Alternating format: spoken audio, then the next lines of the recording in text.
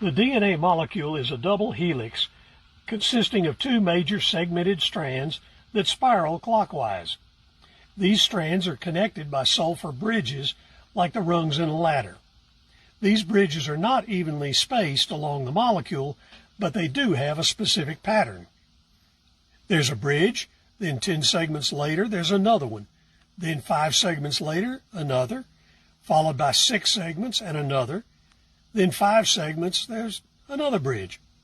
This 10-5-6-5 pattern is then repeated over and over again for the entire length of the molecule.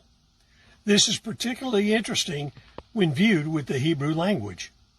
In Hebrew, the letters correspond to numbers, since there are no distinct numbers like we have in English.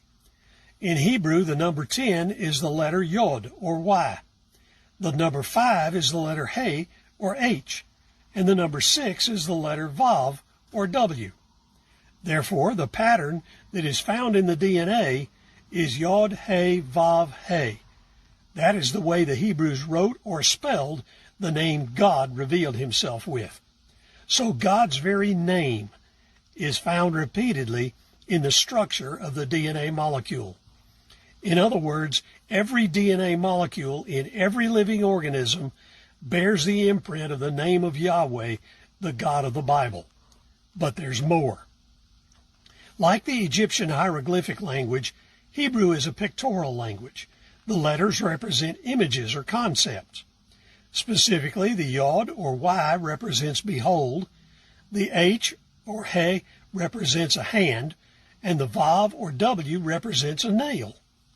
Combining all of this information, what we can say categorically is that every DNA molecule proclaims the name of God, but also identifies who that God is. It is saying, behold the nails in my hands. Not only is it declaring that it was created by Yahweh, the God of the Bible, but it identifies that God as Jesus of Nazareth, who is God incarnated, who was crucified for the sins of all mankind. His resurrection from the dead proves that he was and is God. The DNA molecule is God's fingerprint, embedded in the man he created by forming him manually, as recorded in Genesis 2:7.